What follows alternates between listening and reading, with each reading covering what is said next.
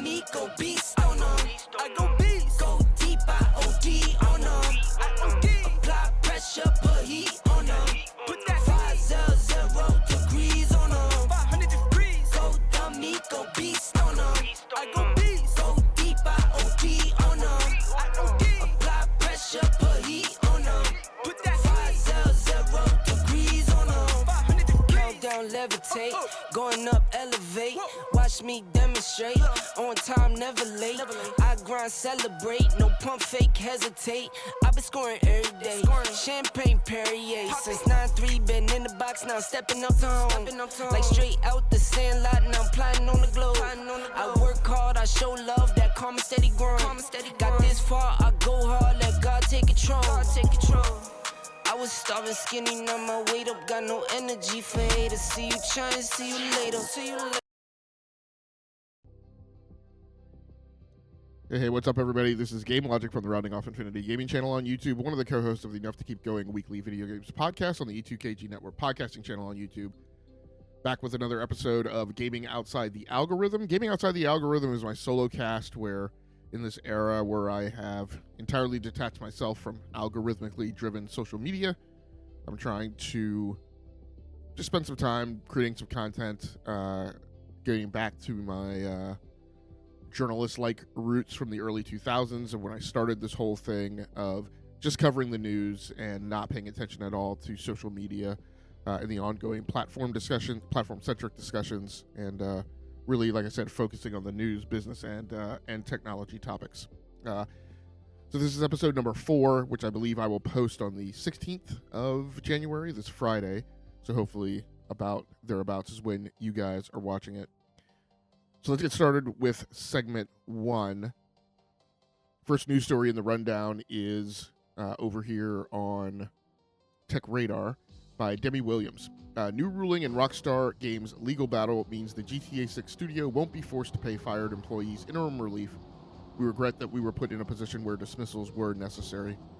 Rockstar Games won't be forced to pay interim relief to 34 Grand Theft Auto 6 developers who were fired in October, judges ruled, following the layoffs last year, which Rockstar claims were due to employees leaking company secrets. The Independent Workers Union of Great Britain accused the studio of union busting and went on to file legal claims against Rockstar and requested for the Glasgow Employment Tribunal for emergency relief earlier this month. Now, as reported by Kotaku, a UK employment tribunal has ruled against forcing the GTA studio to pay out interim relief, delivering the first blow in the ongoing dispute. So let's get into some of the details and my own opinions on this topic. I think the normative reaction to this around the internet will be evil corporations. Rockstar did it, they're guilty, coupled with a full-on intention to then buy GTA 6. I'm not saying that every moral outcry accusing a company of being messy needs to be coupled with a consumer stand to not buy product from that company. But I know that the internet tends to be very loud and very vocal and very extreme in its call-outs and not nearly so righteous in then its market behavior. People yelling and screaming in outrage over Rockstar actions, I would think, would then follow equally loud market behavior. So what's the reasonable take? The Discord where this union effort was being organized was 350 people. That seems like a lot of people to me. Rockstar has 650 employees at Rockstar North, or had 650 employees at Rockstar North in 2018, with probably 115 to 135 at Rockstar London. They also then have Rockstar Leeds and Rockstar Lincoln. So again, this is in the UK. So total Rockstar UK employee base is probably at or just over 1,000. So that's a third of your employees in a Discord attempting to unionize while you are trying to release GTA 6, initially in fall of 2025, which in May Rockstar delayed to May 26th of 2026, and then in November 2025, they then further delayed it to November 2026. So while you're trying to get this game out and you're dealing with delays, you've got a lot of people in a Discord attempting to unionize. And so it's that fall delay that overlaps firmly with the timeline of this effort in Discord to unionize, as Rockstar dismissed some 34 employees that were involved in this effort in October 2025. So you probably had activity going on before then, likely stuff happening before the Discord was organized, and that activity was probably in progress when the first delay was being formalized. So needless to say, management was seeing this factor, a third of its UK employees in a Discord to unionize, where some of that effort included collaborating with former employees, one of whom had previously leaked information. So I'm going to guess that these former employees were seen as hostile to Rockstar, not friendly actors, people who were kind of out to get their former employer. Because I'm assuming that these former employees were not people who all left like voluntarily of their own accord. If current employees are discussing matters of current projects, including the slip in schedule, any pertinent technical matters that were causality for those slippages, anything that broke NDA and their confidentiality agreements they had signed with Rockstar, then my fear is that Rockstar has a large amount on the legal side that will make it difficult to entirely dismiss or disprove that Rockstar acted within its rights. Now, when I say this, I'm not saying this to take the side of Rockstar. I'm saying that my fear is and concern is that Rockstar is the one who has their ducks in a row to fight this battle. Now, already when you go into things like this, you're going to be fighting an uphill battle with a corporation who has far more resources than you do. Lots of high caliber lawyers, right, lined up on its side. I don't know, because I'm not a lawyer, I don't know that Rockstar needs to prove entirely beyond a shadow of a doubt, right, that they didn't behave inappropriately. I think they just need to establish that it is not certain that they acted in an effort to union bust. And I think they have enough of a trail here to assert that these people were, in their context, in the legal context of the term, leaking information, meaning that they were simply discussing information which was proprietary and information to be held within the company, not to be discussed with people outside. And when you're in a Discord with employees who are former employees who are expected and probably sign paperwork that thereafter they also will not discuss proprietary information that they were under NDA for while they were employees, now you see the kind of situation that you're in. I admittedly say that all of that was Americanized towards the matters of legal precedent. The truth is that overseas regulatory environments and legal systems can tend to be more union positive, and unions are more so the norm than they are here in the United States, with some European countries actually having them as mandatory institutions in various industries. I'm not sure if you guys watched my old podcast, which wasn't that old, but was just a different title, but I talked in one of those episodes about the unionization effort at Avalanche Studios, which was the studio that was under contract with Xbox to do Contraband. And I talked about some of the differences in the legal status of unions there in Scandinavian countries, and how it's compulsory for certain market segments, and how video game development, it wasn't yet established there as being mandatory, and how there was kind of a weird dynamic in how Avalanche ratified the formalization of the union but wasn't going to officially recognize it for a full year, which I thought was strange, because what I thought was that, well, they're under contract to get Contraband out. Maybe they don't want to mess with the additional effort and collective bargaining and back and forth that they'll be having to go through with a union when they are under contract to get a video game project out that they signed before this union was in place, right? So they probably wanted to maintain schedule. Of course, the unfortunate thing that happened is Contraband, of course, got canceled. And so this is going on with an organization, this Rockstar case is going on with an organization called the Independent Workers Union of Great Britain. I think they're called the IWGB. I didn't write the acronym. Yeah, IWGB. The IWGB specifically calls out game developers as one of the industry groups they represent. Strangely enough, this organization was actually founded by Latin Americans in 2012, and they specifically target representing industry groups that have not found representation by traditional unions. So they kind of go out and look for disenfranchised worker groups that they refer to as abandoned by traditional unions, and that tends to be their market, right? Their addressable market, so to speak. There is, in fact, a specific game workers branch of the IWGB, and I assume that they are the specific segment of the organization engaged in the Rockstar unionization effort. It is one of 11 branches that they have dedicated to serving specific industry worker segments. Membership of the overall IWGB has risen from 288 members in 2013 to almost 7,400 at last count in 2024, so they're a pretty sizable force. The IWGB specifically uses social media as one of its avenues of exacting pressure on corporations. I, of course, have not been on Twitter, so I can only assume that they are there, rattling the saber in an effort to put pressure on Rockstar. Other data pertinent to the ongoing case is that 200-plus employees signed a letter condemning the actions by Rockstar. So out of those 350 people who were in the Discord, 200 of them signed this petition, if you will, probably set up by the IWGB, condemning the actions of Rockstar. Keep in mind that a similar decrying of corporate behavior took place during the bad employee relation times at Activision Blizzard before and during the Microsoft acquisition effort. So if you can remember the 1 or 2 years leading up to the initial announcement of the acquisition and the cases that were being brought on Activision, I can't remember exactly what it was, but I want to say it was like the Labor Bureau. There were two organizations. One was federal, one was state. And I want to say it was the state that then filed something because the federal case settled out of court. And the state was like, no, we're not doing that today. I think that's the way it worked. It may have been flipped around. I can't remember exactly. But my point is that during these times of very, very, very poor employee relations, and I think employee relations have always been poor at Activision Blizzard, but during that specific time when tensions were really heightened, there was a similar effort by an employee group to kind of file a condemnation of Activision actions as well. So similar tactics, similar unfolding of events. And so this is not the only case that the IWGB is actively involved in. In the UK, they also announced legal action against Build a Rocket Boy in October 2025, which, funny enough, is the studio founded by former Rockstar president Leslie Benzies, and is currently embroiled in a war of poor public sentiment after the release of the rather horrible Mind's Eye.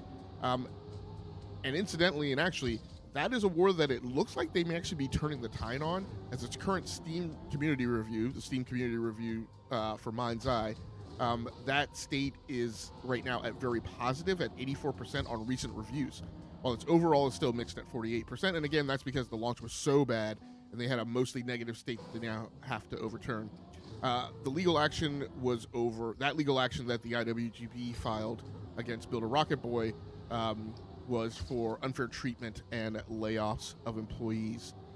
So look, that's about all the time I can afford to cover this topic in this episode, but I really find it fascinating, and so we'll try and continue looking into it and discussing it as the case progresses. Again, my brief out on this is not a matter of me taking the side of Rockstar.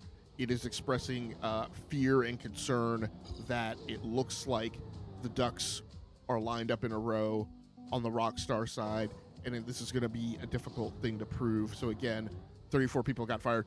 One of the things that Rockstar contends with this is that, look, there were 350 people in the Discord, far more than these 34 employees that we let go. So if we were really trying to union bust, we would have gotten rid of a lot more people than 34. We got rid of the 34 people because those were the people who conveyed information that they shouldn't have.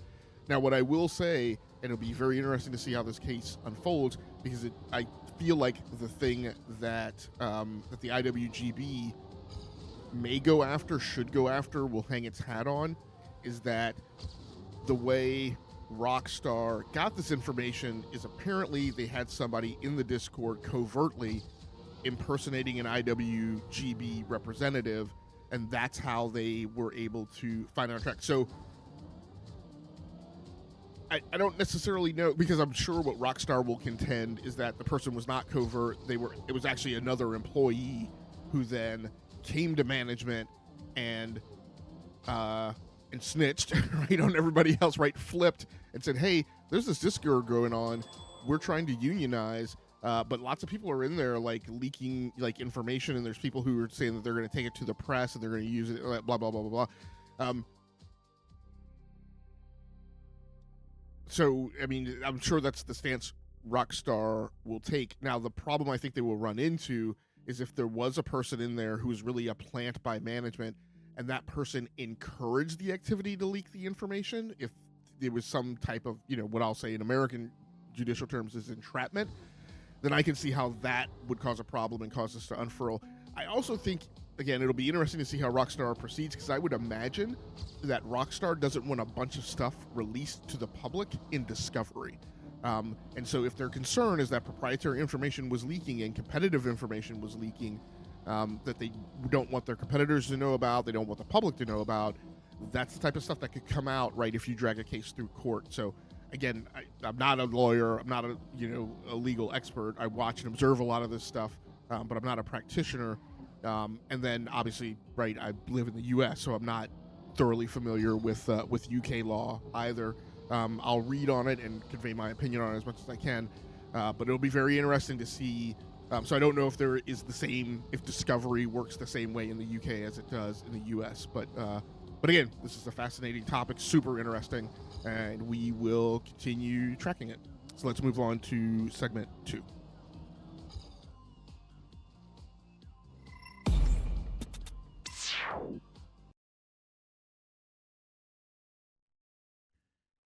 All right, everybody, welcome back for segment 2.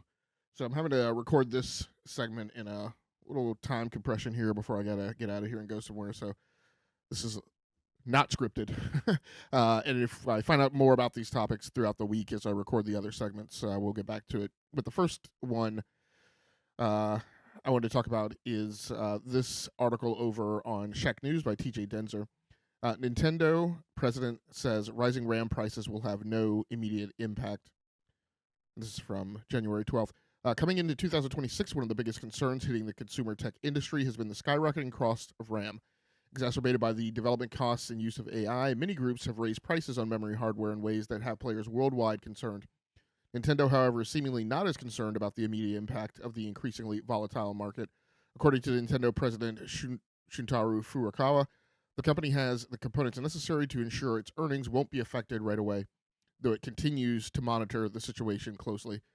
Furukawa shared his thoughts on the RAM price increase and its effect on Nintendo in a recent paywalled interview with Kyoto Shimbun, as shared by VGC. When asked about the state of the memory market, Furukawa shared that Nintendo is not going to be immediately impacted in its business or finances, as it has acquired enough components to ensure its own stability for the time being, as roughly translated below. We procure from suppliers based on our medium to long-term business plans, but the current memory market is very volatile. There is no immediate impact on earnings, but it is something we must monitor closely. Elsewhere in the interview, when asked if Nintendo would increase prices on RAM based on RAM price volatility and other factors such as tariffs, President Furukawa claimed that it's a hypothetical that he cannot currently comment on. Hardware profitability depends on factors like component procurement conditions, cost reductions through mass production, and the impact of exchange rates and tariffs. It's difficult to generalize. Fundamentally, we aim to address this by advancing component procurement over the medium to long term. And so if you study other elements of tech, such as especially Apple, obviously Tim Cook's kind of claim to fame and what his star rose on was excellence in operations, specifically with regards to component procurement, right? The operation supply chain. One of my thoughts with regards to this interview is, to a certain extent, I mean, what else is he going to say, right? I mean, I think we need to recognize that as a CEO, he's not going to state that he's never going to raise prices, because then if he does, then obviously, the outcry will be, well, you promised you weren't going to raise prices. We kind of saw this a little bit with the Jim Ryan misstep at PlayStation about the Horizon.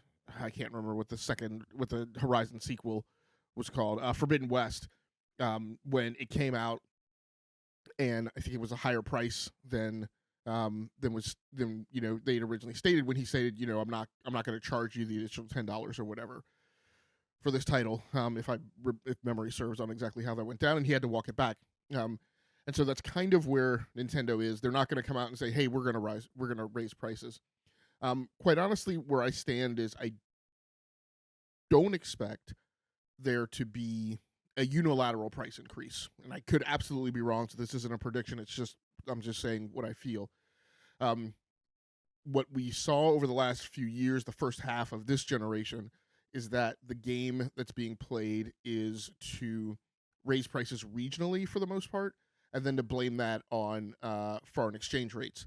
In the case of the tariffs with the initial price setting of the Nintendo Switch 2, The peanut under the shell game they played then was to not raise prices on the Switch, but to increase prices on certain accessories. So although there are comments in this interview, I don't think they're in this article, but there are comments I think in the interview that talk about how, when those price rises occur, the Nintendo playbook is to pass those prices on to the sales price of the device, which means pass it on to consumers.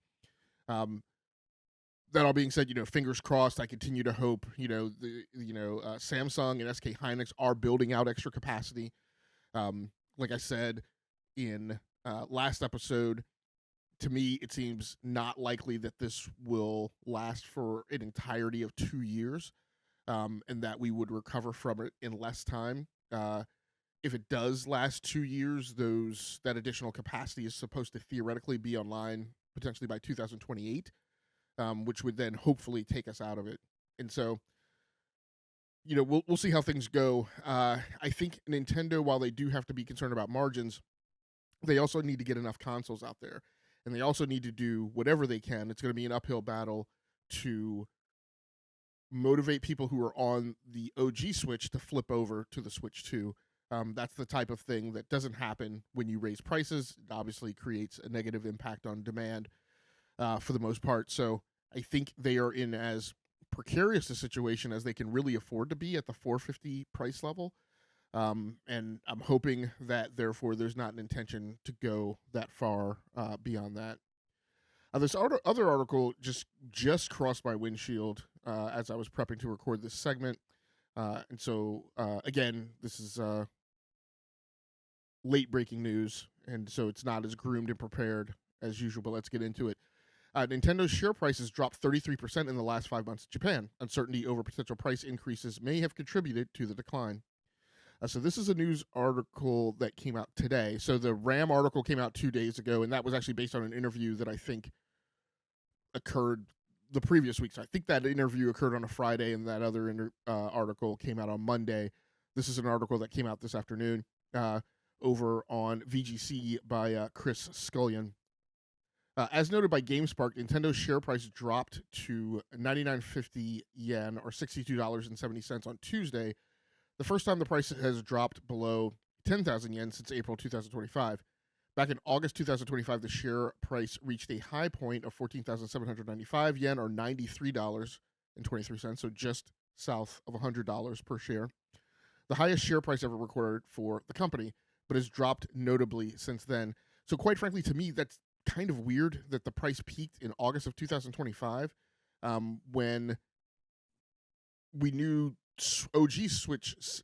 I'm sorry, that's 2025. Okay, so that was at the height of the Switch 2 sell-through. So actually, that does make sense.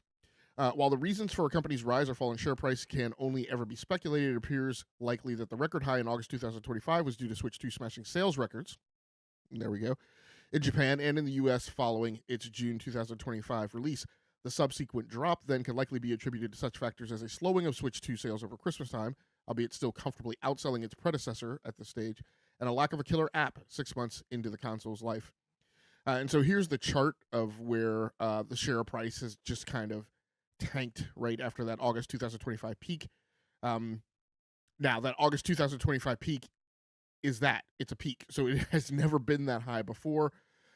So normally what you would do for stock trend analysis, you would do a smooth line fit across these points to kind of average the mean of what the slope of this line is. And so that is a line that essentially traces, I don't know if you can follow my cursor, right, but traces from here to here. And so that peak was well above board.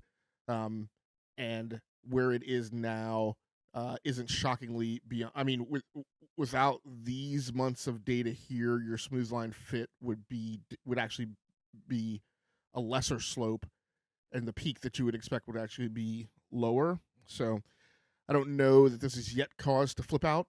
Obviously, though, Nintendo, right, was kind of in a bathtub here after the Wii U years. And so if you lock in on kind of 2017-ish and you see the rise started through the life cycle of the Switch, that's obviously where they would prefer to be. You can see the peak here in the Wii years, and then the just bathtubbing out during the Wii U until things started to pick up with the Switch. So obviously they would like that trend line to continue. So this is not good news, but again, as I tend to be saying with a lot of news articles, I don't know that this is cause to just entirely flip out when you don't take the history into context.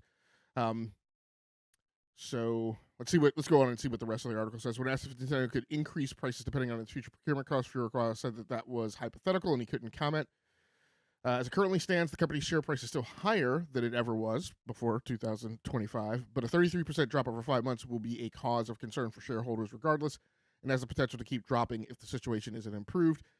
I think with regards to these, just like I said with the RAM prices, I think what we need to keep in mind is that there's historical norms.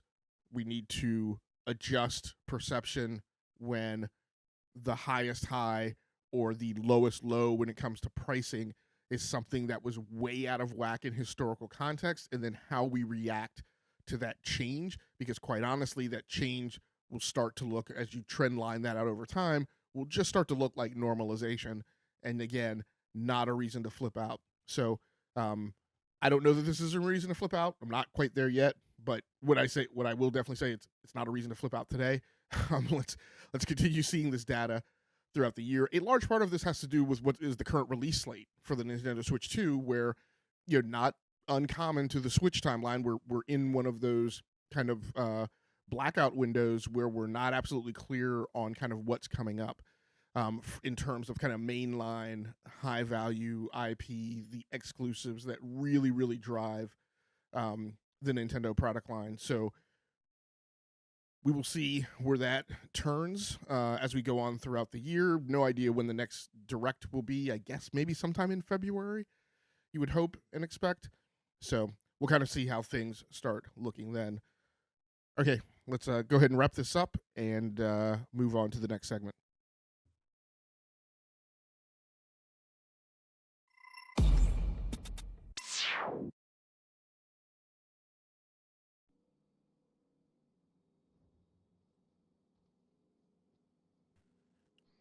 Hey everybody, I am very frustrated. So it's been 4 hours since I've been home. I went into the office today. My commute into the office is an hour and a half in and an hour and a half back. So I'm not sure why I'm not getting audio out of the rolling gameplay video now. Oh, there it is. We're getting a little. And I got back, finally got down here. Was writing up the script for this in the Elgato Camera Hub app because I thought I was going to be really quick and be done really quick. I wound up getting like writer's block. I didn't know exactly how I wanted to approach this segment. So as is normally the case, when I get writer's block, I then dozed off, got up, blasted through the script, got my head wrapped around how I wanted to talk about this, these news stories. Went to do my pre-taping routine, let the dog out, come back. The computer is locked up, so I have to reboot. And of course, the script has gone poof. So I'm very frustrated and very angry. But regardless, let's get started with the next segment of the show. This news story up over at GameSpot by Evan Campbell. The Division 3 is gearing up to be a monster, says series executive producer. Ubisoft and Massive Entertainment seem to be feeling pretty good about the development of Tom Clancy's Division 3. Julian Garrity, who oversees the franchise's executive producer, says the game is shaping up to be a monster. In an interview at the New Game Plus showcase via VGC, Garrity opened up just a bit about the next major installment in the online action RPG series. The series isn't really online. It's really mostly a single-player game with some multiplayer parts to it, but it requires a permanent internet connection, which doesn't bother me. It's the modern age that happens, although I have gotten a little salty every once in a while when I go to play the Division 2, and I just want to play single player, and I can't because something's going on with the servers. But anyway, the Division 3 is in production, right? This is not a secret. It's been announced. Garrity said it's shaping up to be a monster. In 2023, Ubisoft officially announced that the Division 3 was in development. So, of course, Garrity is correct that it's not a confidential matter at this point. Within these walls at Massive, we are working extremely hard on something that I think will have as big an impact as the Division 1 was I'm glad I read all the way through. Usually I only read the first couple paragraphs of this, but this is a quote that I had been looking for, but I just missed, I guess probably because I was tired. Will have as big an impact as the Division 1 was, Garrity added. Okay, there's no release window for the Division 3 at this time. It wasn't the only big name at Game Discuss, the New Game Plus Showcase. There's Microsoft. Okay. So my comments, thoughts, and assessment of this. Just one note. It mentions in this interview that the game is being overseen by Julian Garrity, who has been named the executive producer. But he is actually the executive producer for the Division brand. And that's what was announced in 2023, I believe.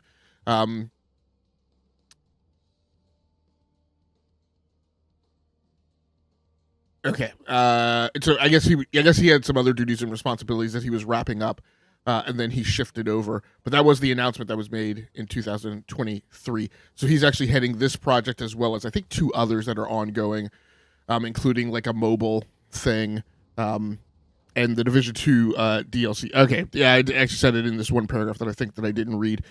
So he's also overseeing the Division 2 Survivors, which was DLC that I believe they recently dropped, and the Division Resurgence for the mobile platform. So his comment about having as big an impact as the Division 1 was, I found curious because I feel like that's a little revisionist history, to me at least, it seems. So the Division was originally released in 2016. By the way, because I originally had this scripted and there was a whole flow to it, and then I had to quickly cobble it back together from memory. It's a little disjointed, and I probably have some things out of place, but we're going to do the best we can.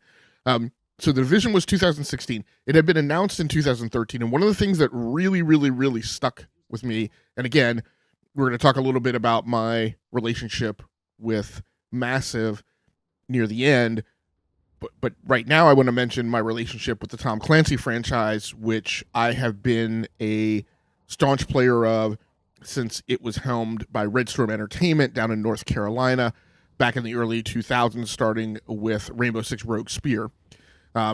So I have been a hardcore player on these games. Actually,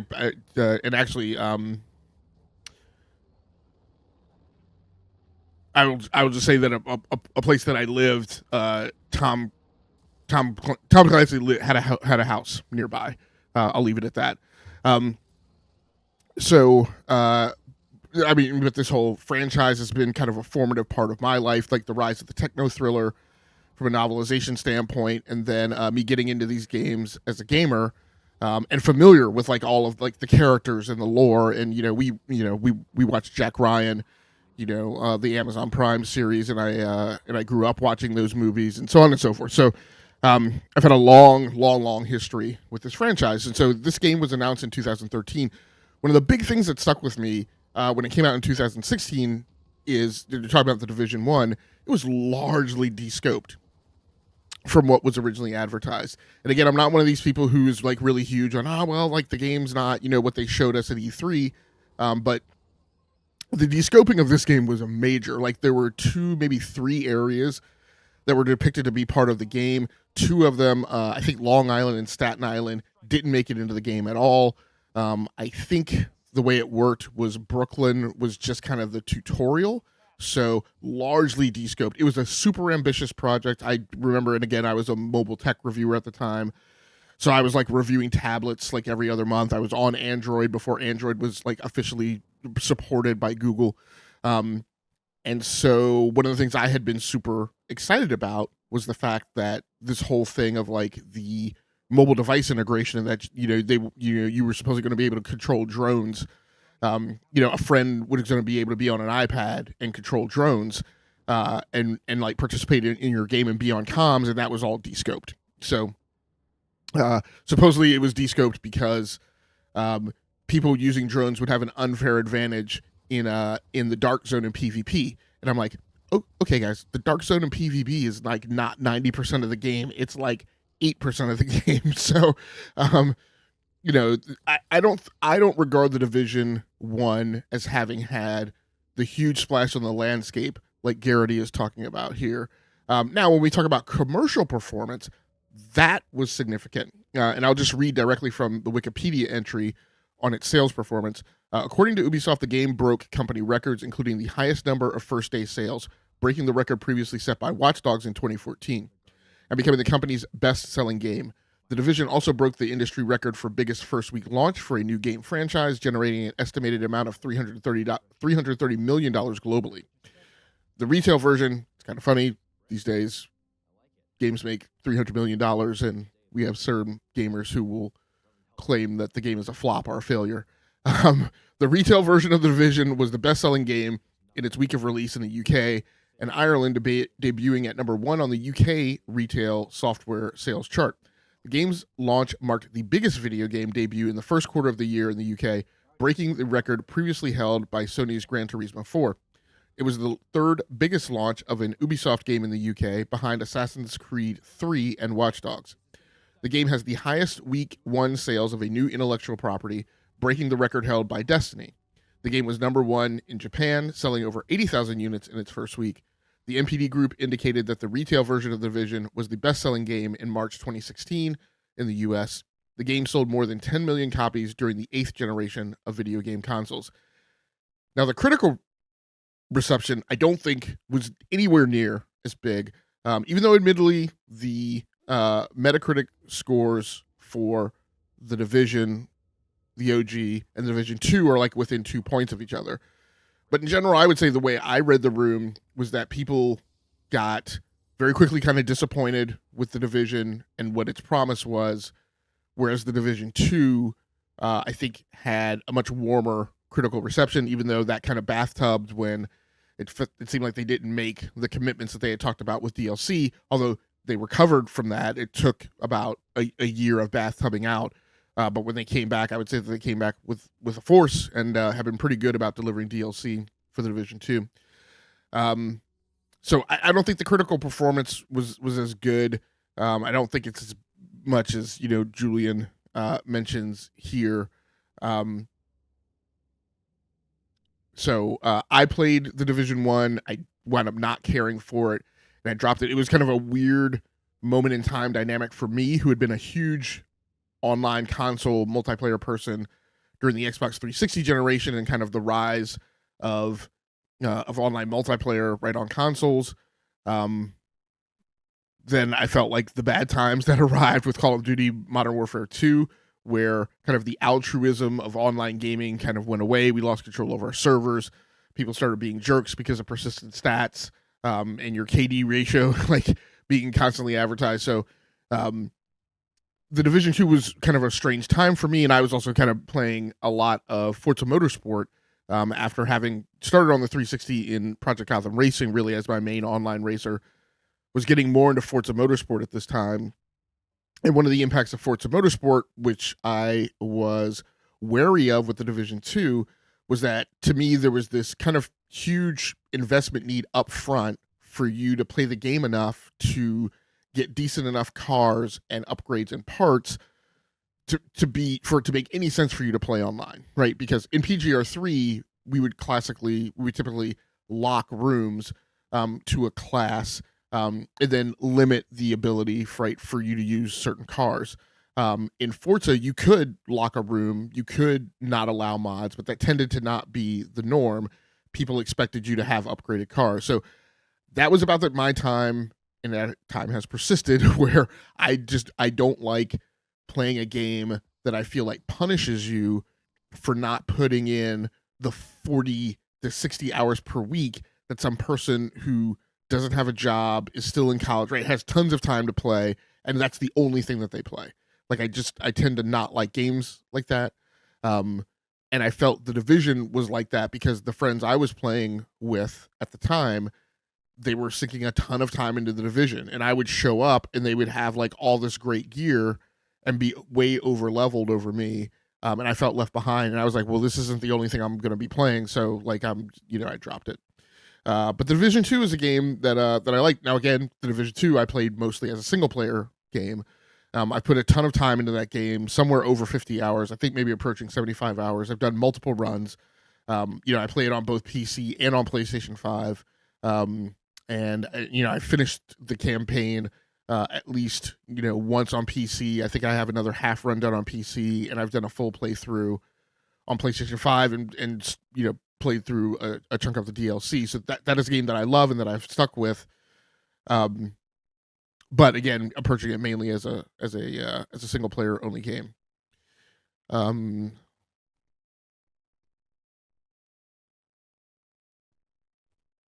Okay, so I think this is all stuff on the second news story. Yeah, but like I said, I feel like a lot of this, right? This will have as big of an impact. I don't want you to have as big of an impact as a Division 1. I want you to have as big an impact for me as the Division 2. So I hope that's what you're teeing it up to, and that's what you're aligning it to, and we'll be on the mark. Unfortunately, this is another news story that I need to cover because it came out just a few days late after this, on the heels of it. Ubisoft layoffs continue, with 55 staff at the Division Studio Massive and Ubisoft Stockholm now impacted. This news story over on IGN by Tom Phillips. Ubisoft has today announced that it expects 55 jobs to be impacted as part of further cost cutting now at the Division Studio Massive and fellow Swedish outfit Ubisoft Stockholm. The likely job losses follow an earlier voluntary redundancy scheme that did not achieve as many levers as necessary for Ubisoft's plans to reduce headcount, IGN understands. Earlier today, we informed all employees in our Swedish studios, Massive Entertainment and Ubisoft Stockholm, about a proposed organizational restructure that may affect approximately 55 roles across Malmo and Stockholm, Ubisoft said in a statement passed to IGN today. A lot more corporate speak, yada, yada, yada.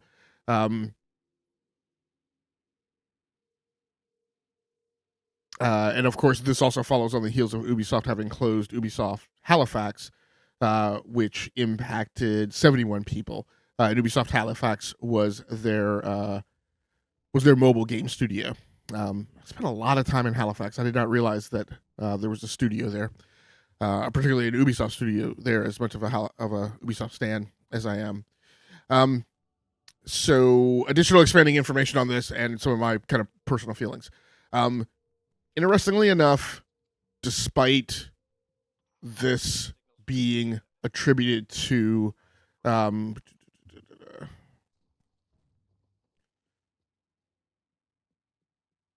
I thought there was a statement in here that attributed this to their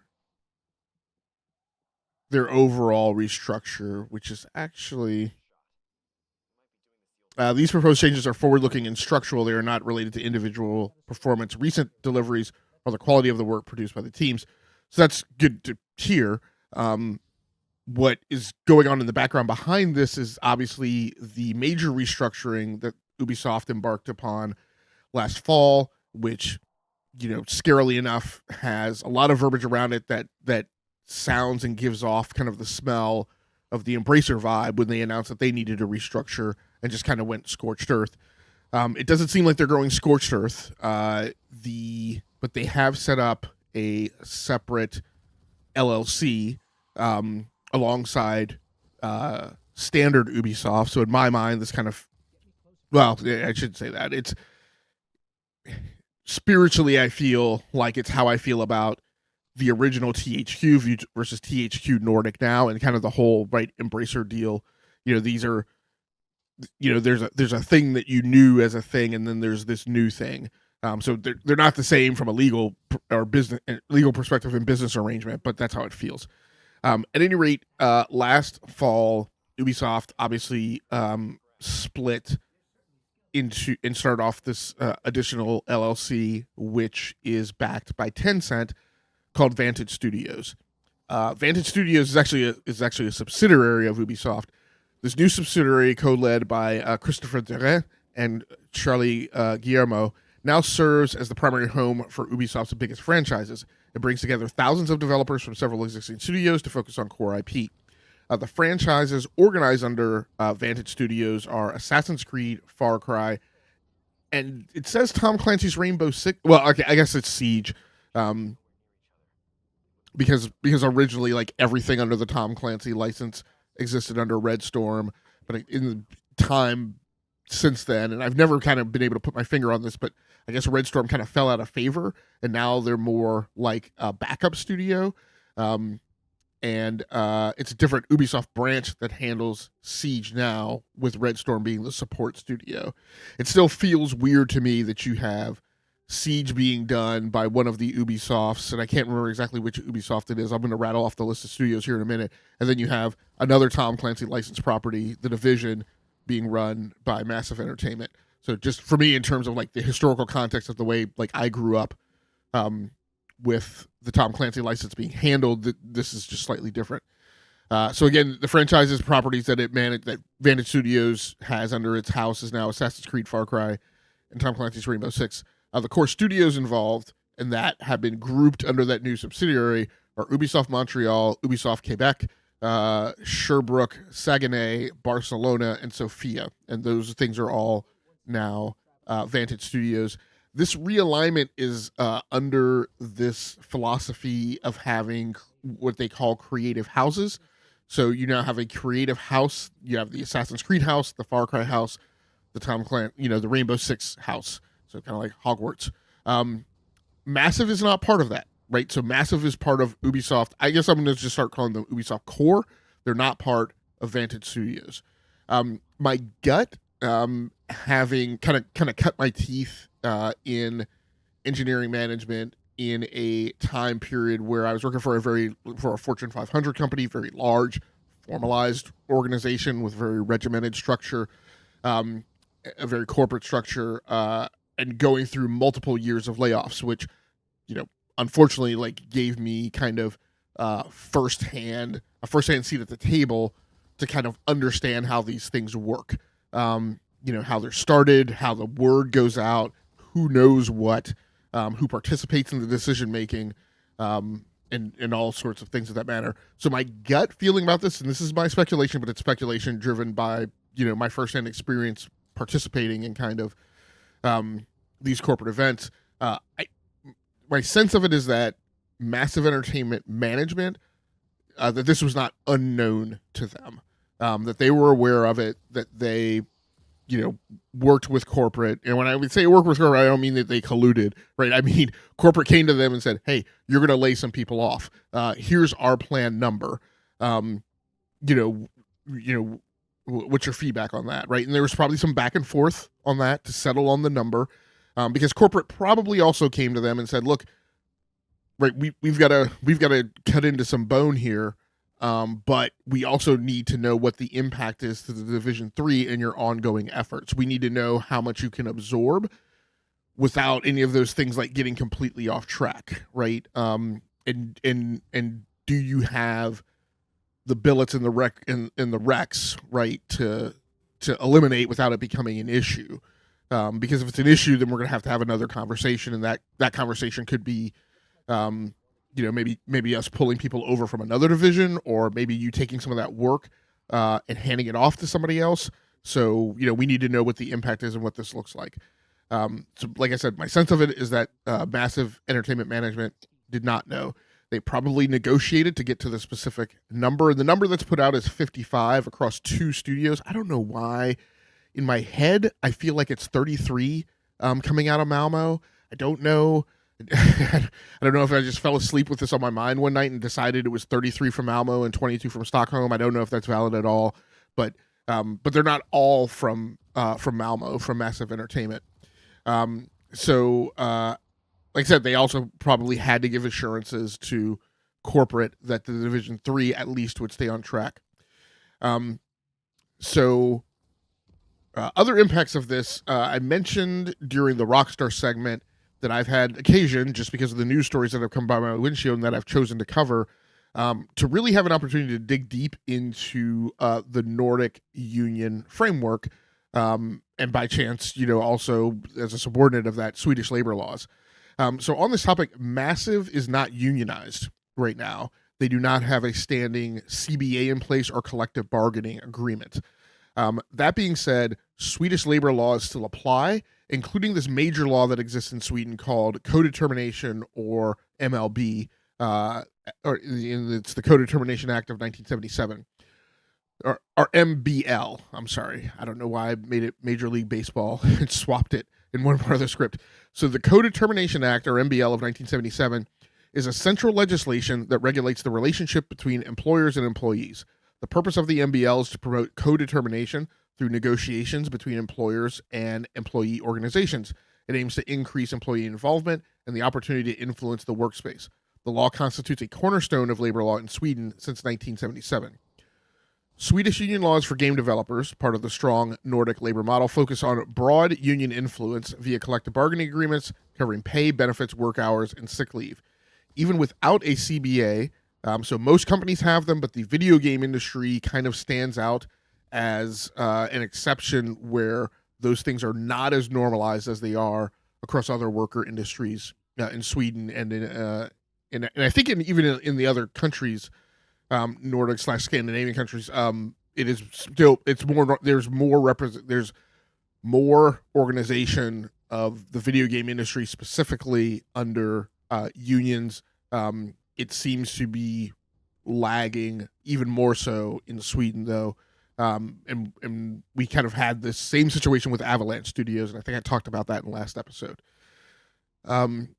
Key legislation like MBL, the Co-Determination Act, empowers unions, and recent trends show major Swedish studios, including Avalanche, as I just mentioned, King, and Paradox, forming CBAs for better conditions, tackling issues like crunch, stress, and harassment, leading to more formal influence on company decisions. These efforts, game developers are unionizing to combat crunch, long hours, stress, and sexual harassment, which are common in the industry. That latter one is particularly disappointing. Securing better terms, CBAs aim for concrete benefits, like potentially counteracting Sweden's first-day sick pay rule or negotiating shorter workdays and weeks. Industry standardization with major studios like Paradox, Interactive King, and Avalanche Studios adopting CBAs. It's becoming the standard expectation for a healthy work environment. Now, again, that is the trend of where things are headed in Sweden. It has not hit massive yet. They don't have a CBA, but they do have the Co-Determination Act. The Co-Determination Act, as I mentioned, kind of provides for instances where the company is still encouraged and sometimes mandated to have negotiations with individual employees or small groups of employees, even though they don't have a unified collective bargaining agreement. And it does allow for informal organizations of bargaining entities. So they call them union clubs that will sometimes form to kind of stand up for workers' rights, so to speak. So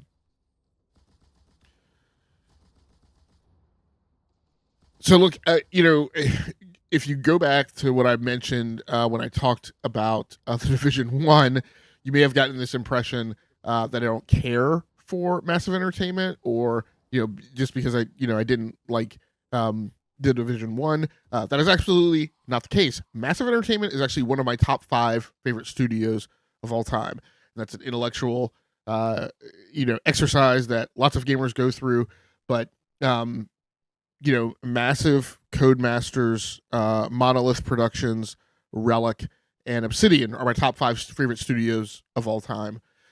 So my biggest hopes, with this event happening is that the Division 3 is not impacted, their work on Snowdrop is not impacted, their other projects are not impacted. In particular, again, the advancement of Snowdrop. I think Snowdrop is one of the best gaming engines in the industry. It often gets slept on, I think, because a lot of people who cover the gaming industry, a lot of content creators and influencers are not as knowledgeable about the technical underpinnings and technical foundations within the gaming industry, in particular on the development side. But Snowdrop is a baddie. Like, if you ever take a very detailed look at the Division 2 and look at all of the debris on the street and in when you go in malls and you realize somebody actually did work to put all these things here on the ground and on the floor. It doesn't have a direct gaming physics interaction impact. It's just, I don't want to call it window dressing and make that sound like a marginalizing term, but it's just to create atmosphere, and it's amazing the level of detail that Snowdrop can provide. And even when you talk about a game like Star Wars Outlaws,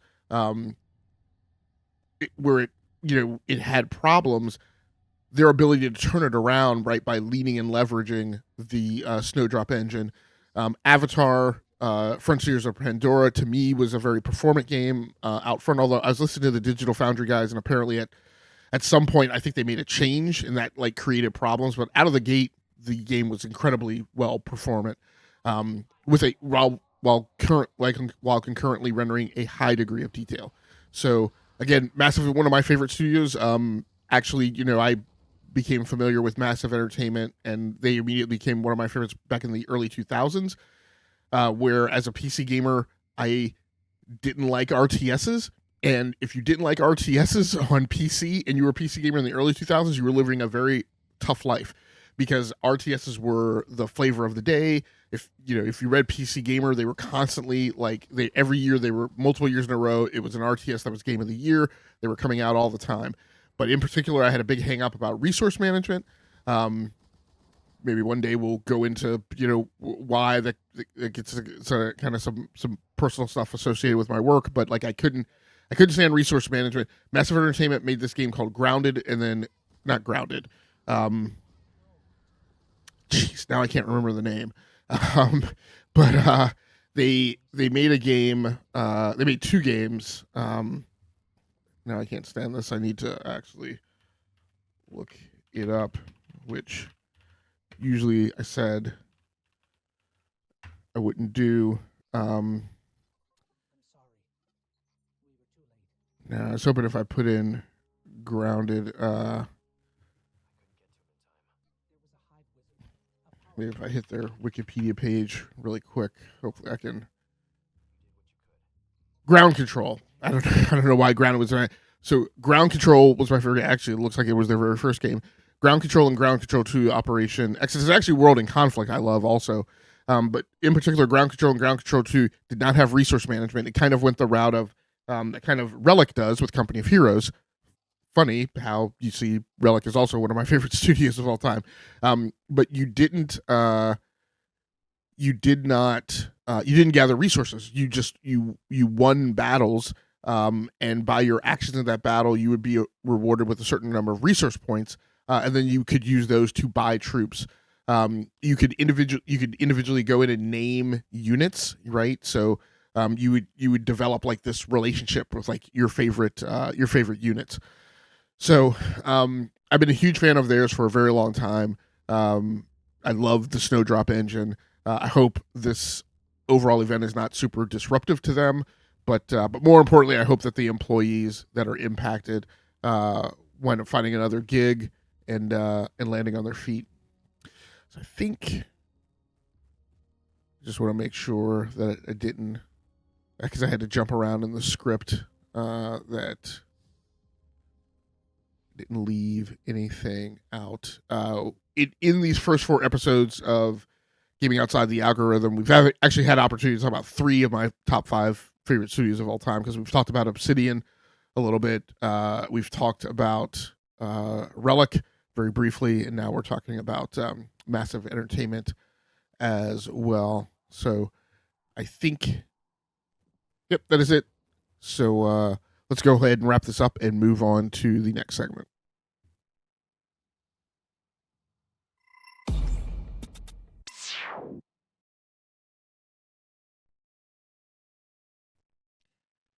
Hey everybody, welcome back, and on to the last segment. A ton of stuff to cover, and I'm extremely compressed for time, so this part is entirely unscripted. Just didn't really have time to get through that. So first news story that I want to talk about is actually a really great interview over on the Game Business Show, Christopher Dring's new show, this time with Joseph Fares. And I thought Joseph brought up some really interesting points that very much align with some of my personal philosophies of what's going on in the gaming industry. The excerpt here, I'll quote, "If there's one thing that does concern him about publishers in general, then it's their penchant for chasing trends. He tells us he's generally optimistic about where the industry is heading, but is somewhat concerned by the excitement around AA games. You do hear after the success of things like Clear Obscure Expedition 33 that the AA games are taking over, but I would not be able to live without a AAA title. I really want to play the blockbuster games. You can't do GTA for $10 million. We need both. It's important not to get stuck in ideas like AA is a new thing, or indie is a new thing, or blah, blah, blah is a new thing. We need the diversity. I hope that publishers don't just look at a game like Expedition, which has been super successful, and think, oh, AA is a new thing. Let's only do that. I don't believe in that. You had a huge amount of AA games that came this year, which nobody cared about. Let's remember that. I pointed out that it's a lot harder to take risks at AAA level. Ferris responds, I would argue that actually Naughty Dog is pushing the envelope of innovation with a AAA budget. He counters, I would argue Rockstar is doing it. Nintendo is most of the time doing it. So you can do a big AAA title, but also take innovative risks. Christopher Dring says, but once you, oh, no, this is still Ferris. But once you go over $100 million budget, you're going to be like, okay, shoot, there's a lot of money on the table. People are more scared. It's understandable, but it's proven you can do it. Hazelight certainly takes risks. In fact, the company's whole development ethos is to F stuff up. So I think there's part of the interview that isn't in the write up here, because he goes on after that, and continues on this topic of, you can be at AAA and still innovate and still push design and still take risks. And my own personal interpretation is, I'm sure there's going to be pushback of the notion that, Naughty Dog is taking risks. I'm sure people will junk in, well, they weren't being risky, while they were doing tons of remakes of Tilu and Tilu 2. I get that. But I think his point is that you could do AAA and still be pushing design, not wrapped around the axle about innovation, because I think, first of all, it's very tough to do anything in the gaming industry that has literally never been done before. We're just past that. You have a lot of things. I mean, Expedition 33, really arguably, and it's my favorite game of all time. I love that game. Expedition 33 is really a experiment of perfecting lots of things that have been done before. And yes, they took some risks just in terms of budget and scope and scale and how they staffed, and things that they put focus on, right? Because anytime you have a game that has 5 parts and you put 20% focus on each of them, but then you iterate on that design and you put 40% focus on one design element and less on another, then it changes the mixture and it changes the overall creative delivery, right, of the project. So those types of things make a difference. It's not necessarily innovation to put heavy emphasis on scripting and narrative and voice acting, but when you are doing that way better than anyone else, I go back and I talk to Naughty Dog about the whole kind of game to cutscene transition. And if you really pause and watch that technical innovation, whatever, that design implementation is pretty remarkable in comparison to the way other people do scene transitions from being in the action to just smoothly blending into a cutscene and back out, without any disruption, without loading screen, with it really being transparent to the user. So he goes on through this section and he adds in Sony Santa Monica to that as well. And again, there's going to be arguments because there are people who don't like PlayStation, and so they'll refute any notion of praising a PlayStation studio. But the point is, I think his point is whether or not you agree with the innovation that his contention is that those studios are at the top of their game in AAA and create titles that stand out from other AAA titles in the crowd, and therefore make them attractive, and that you can still do that at the AAA level. I think the big thing that I wanted to harp on here is we have a very strong narrative running around in the gaming community now about death of exclusives. Exclusives don't matter. Your games need to be everywhere. And then we also have this thing where, again, like Ferris is saying here, where when we have a AA game come along, we say, well, like I mentioned, right, one of the narratives, nobody cares about AAA. We need more AA. We need indies, right? Even Christopher Dring, contending that the answer is less expensive hardware. And again, I talked about this on BRAP a little on Wednesday. That's not where the spend is. And so when we talk about what happened with Expedition 33 and where money is going, that is the thing that to me needs to be discussed and focused on, right? Yes, AAA games are getting more expensive, obviously. Yes, AA games and indie games are less expensive to make. But as Ferris points out here, and as I talked about on BRAP, like the statistical problem with that, if you take Steam as an example, is 19,000 games got published to Steam last year. Like 8% of the new games take up 91% of the new game revenue that's earned on Steam in any given year. So that means the other 92% of the games earned 8% of the revenue, 9% of the revenue. There's a very small percentage of games on Steam that even break 100K, and 100K is a good thumb rule for what it takes to pay the salary of a developer, right? And you're talking about like just barely beyond like an entry-level developer, like straight out of college. So there are tens of thousands of software projects being deployed to Steam that are not profitable and don't make $100,000 worth of revenue, which is counter to a very common narrative that goes on. And so this notion of like where the industry should go, where it should focus, is not based on one or two AA and indie games popping to the top when tens of thousands of those of games of similar ilk are failures, complete failures, not like barely get by, not are a going concern, not, make ends meet, are literally failures. And so one of the things that I think that we need to understand, and one of the things that I'm kind of disappointed like gets left out from a lot of the very prominent industry statistical workshops that provide this data, is what we don't understand is we don't understand where the spend is.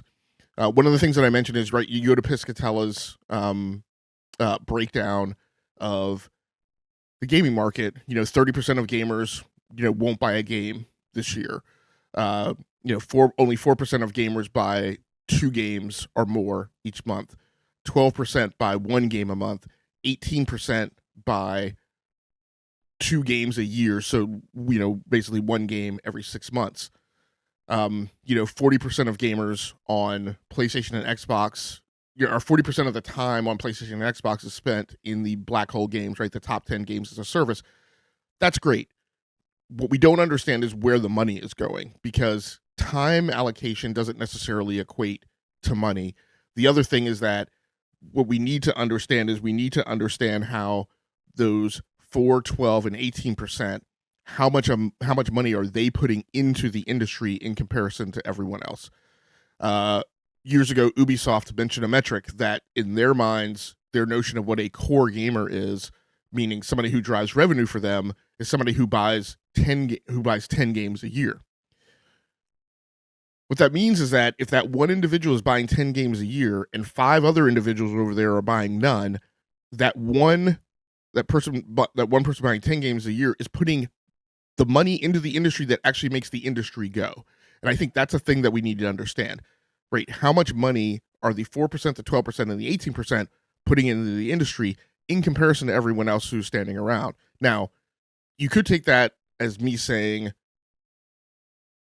everybody else is not driving revenue, and that's not what I'm saying. One of the convolutional problems with this is that you have money being driven by people buying, I would contend, new games, new releases.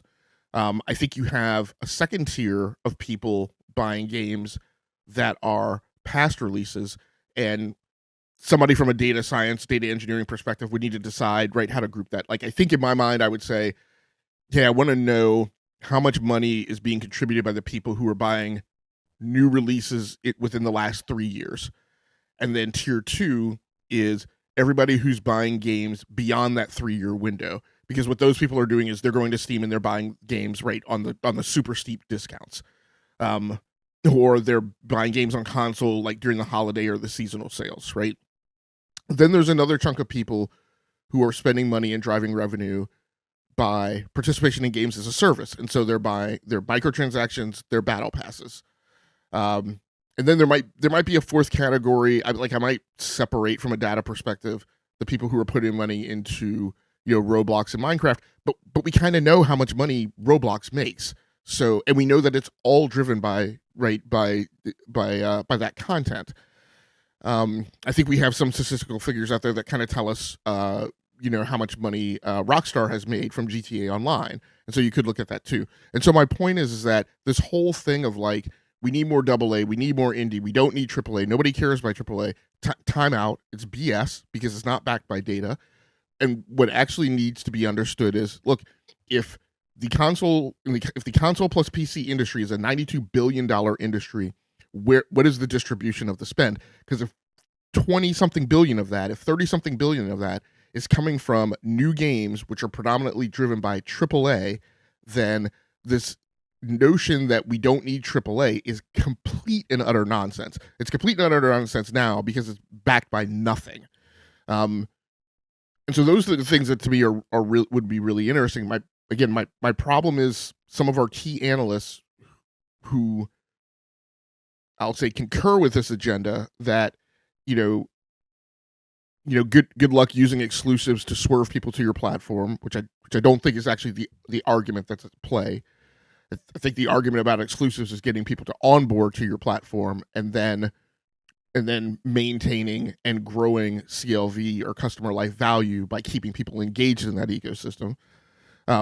The answer is less expensive hardware. Well, less expensive hardware can't run highly performance demanding AAA new release games, which I think is the thing that we see right over on PC. You have a lot of people on lower spec hardware who aren't playing these newer games. But the whole question is, and this is the same argument that I make when I talk about MAU versus ARPU. Lots of people make a very big deal about MAU, and I'm like, but if you have a huge ton of MAU and you make less revenue, right, as is the case with PlayStation versus Xbox, then your MAU doesn't mean a whole lot because people are spending less money. So you have, and again, I've talked about, you can pick this apart when you look at the Xbox demographic. You have a small nucleus, relatively speaking, of the 500 million MAU of people who spend money. And then you have a lot of other people standing around, right? So the thing that moves the needle are the people spending money. And Matt Piscatella has even said this, that he kind of doesn't understand how you can have those numbers in terms of distribution that he talks about, but you can have that carrying a $92 billion industry. You have people who don't buy new games, who spend all their time in gas, very expensive AAA games, numbers in some cases that aren't blowing things out of the water. However, it is clear that those people who are spending money are the people who are really generating the revenue and carrying the industry. So that distribution of spend and where that's coming from is the key component that needs to be understood.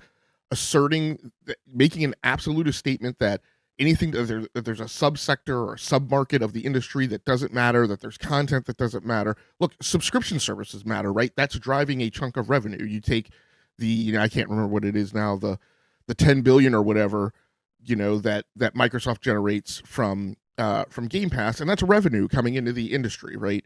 So it's not irrelevant.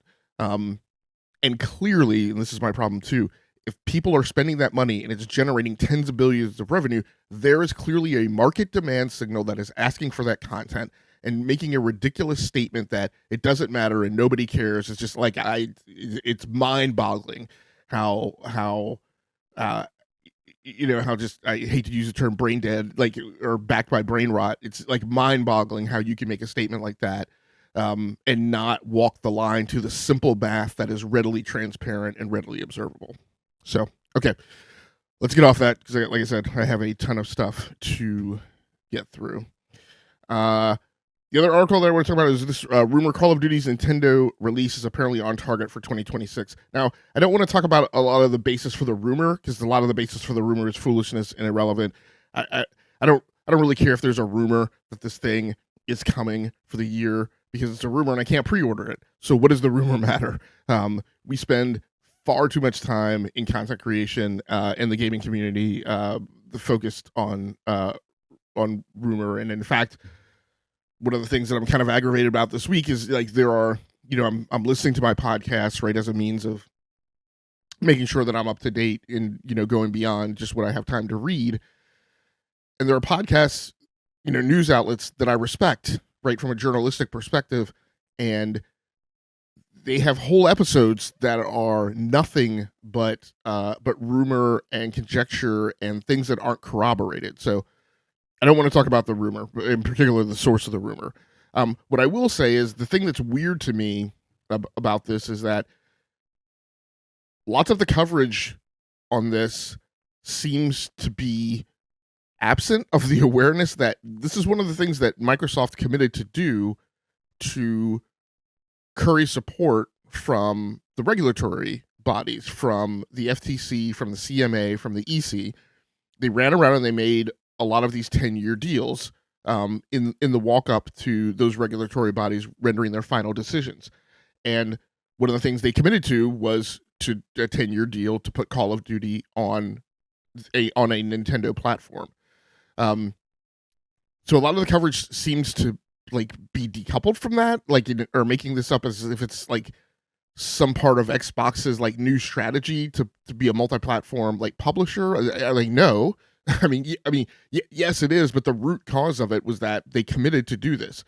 I've heard some other kind of I'll call it speculation. I think they try and present it as analysis or assessment that maybe this is just Warzone, or maybe this is an old version of Call of Duty, or maybe this is just a single player campaign. Again, time out. No, the 10-year deal and the commitment and the discussion and the verbiage around it and what was conveyed to the regulatory bodies was that this was supposed to be a Call of Duty release that was at parity with the other releases, right? There, the mantra and the philosophy was that there's supposed to be no difference across platforms, right? And that's actually precedes the acquisition. That's actually a philosophy that Phil Spencer talked about in I think either in October 2022 or October 2023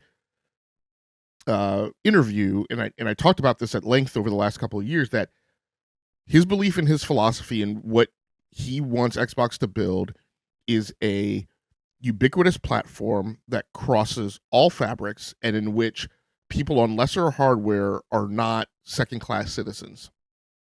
And what that means is if you are playing Call of Duty on phone, through the cloud, on your TV, right, on a console or a PC, that they want a world, not just Call of Duty, but all of their titles, they want a world where everybody participates at that and no one is at an advantage or disadvantage. And this is part of the reason behind PlayStation now no longer getting exclusive content or exclusive DLC, or no longer getting maps, right, earlier or at all, right, in comparison to Xbox. It's part of the reason why PlayStation doesn't get early access to the beta, or it doesn't get an early start of Double XP weekend.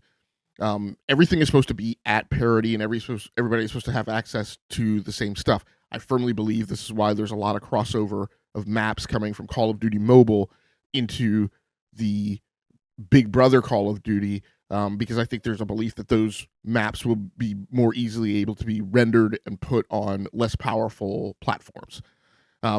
So one of the issues is that when this 10-year deal was made, this 10-year deal was made before anyone at Microsoft or Xbox had talked to a single Activision engineer and actually gotten an estimate of what would be the impact of putting Call of Duty on Switch and also putting Call of Duty on the cloud. I didn't get a chance to pull this thread. I think the case is, at least for multiplayer, I don't think you can play Call of Duty through the cloud. So I don't think Call of Duty goes through Xbox Cloud Gaming. I could be wrong on that.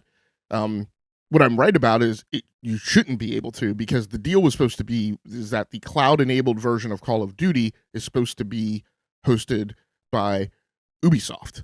That was the divestiture that was requested by I think either the FTC or the CMA, but both regulatory bodies agreed that it was a thing that needed to be done to seal the deal.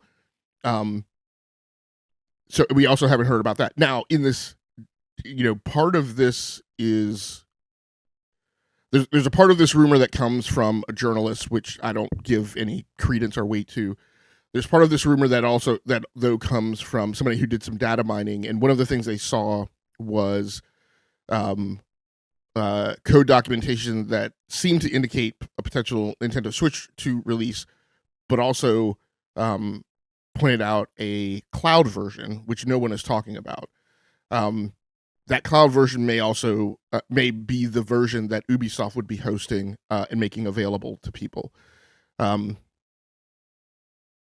And again, right, this is the attempt to get to the world where the cloud version, the Switch version, Xbox, PlayStation, PC, everybody's playing at parity. What that also means is everybody has access to the same content, everybody has access to the same features, everybody has access to the same capabilities, right? So it theoretically shouldn't be a nerfed or hobbled or, partial release. It should be, it should be everyone on the same thing. Now, when that's put in context with this notion that Call of Duty is losing numbers, that it's on Game Pass, so it's not generating as much revenue from sales, a lot of these ducks start to line up and make sense, right? If you are, now that you put the thing in Game Pass, you're not selling as many copies. Again, this goes hand in hand with the notion of why Xbox is publishing games on PlayStation, because you can't sell through copies at the numbers that you need to when you can only sell to 30 million people. And those 30 million people, a ton of them are on Game Pass. They don't have to buy the game. So you put it somewhere where there's an addressable market where people can make those purchases. Same thing here. You make if you're now missing revenue from copies that you don't sell because the thing is in Game Pass, you put it on Nintendo Switch 2 where you will hopefully get more sell-through.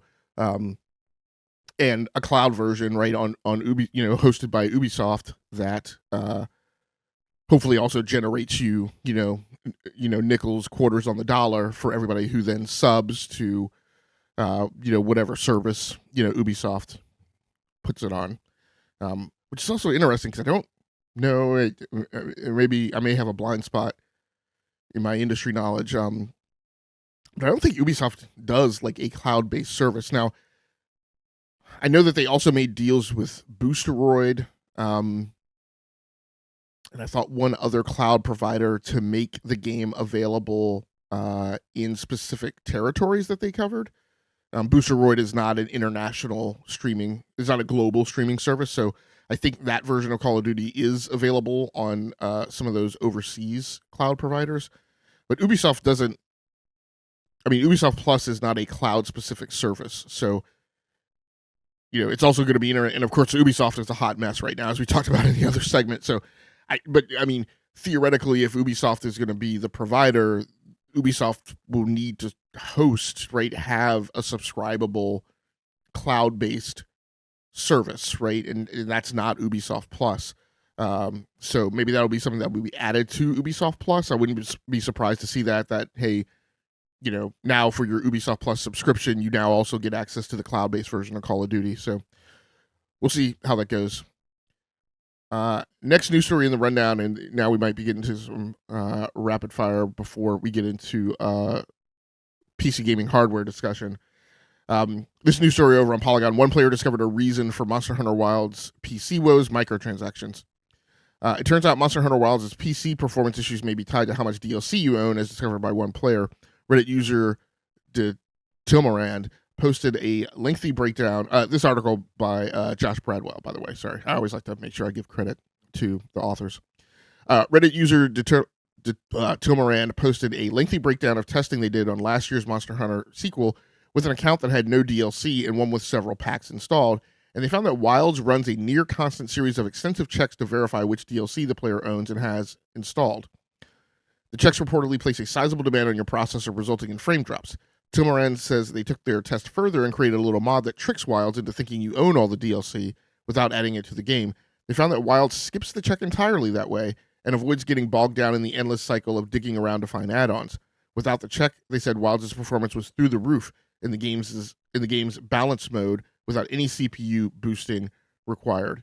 Now, he goes on to mention, he's not accusing Capcom of doing this intentionally to try and drive you to buy DLC. It's obvious you wouldn't even know that this performance improvement was there until you had already bought the DLC, and wouldn't have been known by anyone had he not done this testing. So I don't think this was an attempt to strong arm people into buying the game. It is interesting, and the reason why I pulled this news story is because I have Monster Hunter Wilds. I frequently go back to it. I tend to not stick with it, right, because I'm sometimes not happy with the performance. And the performance that I'm not happy with is the optimization, where I can play it on on lower, I mean, it struggles on my RTX 3080 Ti, struggles in my terms, right? Where I say, if I'm only getting 60 frames per second, that's a struggle. If I'm struggling to maintain like 70 or 72, then that bothers me. So that bugs me. And then if I throw an RTX 5080 at it, I feel like I'm not getting that much more additional out of it, right? It's not an overwhelming like slam dunk. So I haven't gone back to check it out for a while, but I pulled this news story because I thought it was super interesting that it actually runs better with the DLC, because I would love to play Monster Hunter Wilds, with similar performance to what I demand out of my other games. No, but in general, I think given that we have performance issues on Capcom games on that RE engine. I frequently like screw up and think that Capcom games are UE5 games, and the reason for that isn't because I necessarily don't know, but because I'm accustomed to UE5 being the engine that has all the performance problems, and then I wind up junking the Capcom games into it. But like, Monster Hunter Wilds and Dragon's Dogma 2 on PC, were delivered, had performance problems out of the gate, and those performance problems haven't been fixed. There's been some improvements, but it's not even Star Wars Jedi Survivor level improvements, right? These games still have significant problems, and as I've said, when Capcom talks about Monster Hunter Wilds isn't selling, Monster Hunter Worlds has been more popular, in the commercial tail after initial launch, and I'm like, yeah, that's probably because maybe if your game isn't performant on PC players don't want to buy it, and you've gotten through like that initial, launch bow wave of people who wanted it. Okay, let's move on to a kind of hardware specific segment. I went to video cards kind of last night when I was looking for, a couple roundup stories to kind of rapid fire through, and I just found a ton of stuff that was super interesting, and I was like, oh. Maybe we need to do a whole larger segment. So I'm going to try and do these as quick hits. RTX 5060 jumps to the top in South Korea, takes 1/3 of NVIDIA's GPU market. Danawa has published a new report using its research data showing how fast the GeForce RTX 50 series reshaped buying patterns in 2025. The dataset is based on sales tracked through Danawa's connected retailers, so it reflects Danawa's market view rather than global shipments. Danawa is a South Korean price comparison and shopping platform that aggregates listings across many retailers, and it also publishes market tracking content like this report. They say the turning point came with the RTX 5060 launch in June 2025. 2 months before that, 4060 had a 40.48% share in their tracking, then fell sharply after RTX 5060 arrived. By the end of 2025, they placed RTX 5060 at 32.12% share, followed by RTX 5060 Ti at 15.61%, and 5070 Ti sitting in the 12% range. So I thought that was an interesting data point. It also, so South Korea is going to be an area that is heavily driven by like the cyber cafe crowd, right? So, that probably plays a little bit into the numbers we're seeing. But in particular, because there are some rumors swirling, this is one of the things that's aggravating me about this week, this whole thing about NVIDIA is going to stop producing certain SKUs of the RTX series, which is entirely... Well, it wasn't entirely based on rumor. It was based on statements that some people made, and then people ran with it, and now NVIDIA put out a statement, and the vendors are walking stuff back. So it's a mess. But what I was curious about, like they talked about SKUs of the cards that they were going to back off from, and I'm like, okay, some of those SKUs make sense to me because I don't know that a lot of those SKUs are selling. Surprisingly, because I suspected that the 5070 Ti is not selling that well because it is always available for above MSRP, cuts close to $1,000. But at that point, like it's like, well, why would you not just save the extra money and get like a 5080? So I thought that the RTX 5070, the base model, is actually selling well because that one is actually readily available at MSRP or sometimes less than MSRP. It's kind of in the good, I wouldn't call it the budget range, but it's in that $500 to $600 range where I think people are comfortable, particularly getting a 70 series card. So it's interesting to see some of these numbers kind of play against that. Other news story that I found that I thought was an interesting headline was a Qualcomm promo video hints at Snapdragon X series desktops, but the footage looks like mini PCs, so I am very interested in seeing the rise of ARM and that incentivizing Windows to do, Microsoft to do more for Windows on ARM, and in particular gaming on ARM. I think that all those things are good. I'm ready to see more competitors get into this pool. I'm ready to see NVIDIA get in along with MediaTek. And I'm also to see this then trickled off to handhelds, because I think they would hugely benefit from ARM processors on that form factor. Qualcomm has posted a new Snapdragon X Series promotional video that repeatedly uses desktop wording, including the line "Snapdragon powers next-generation desktops."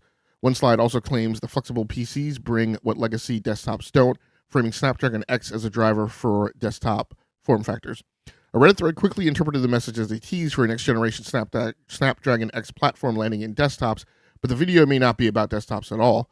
One of the devices shown is a small, round puck system with a Snapdragon logo on top. This is the same prototype that was shown months ago as a prototype fanless mini PC. And I'm pretty sure these type of form factors were at the Snapdragon reveal media event that Paul Thurrott went to, and some other Windows journalists, and that these things were there. I don't think these things were usable during that event. This would have been last summer, so summer of 2025. Just before Snapdragon processors with the whole Copilot branding and all that really dropped, before the Snapdragon Surface came out. So to be curious if that's what these things are. Unfortunately, I don't think that these things, right, in this weird form factor will be gaming PCs.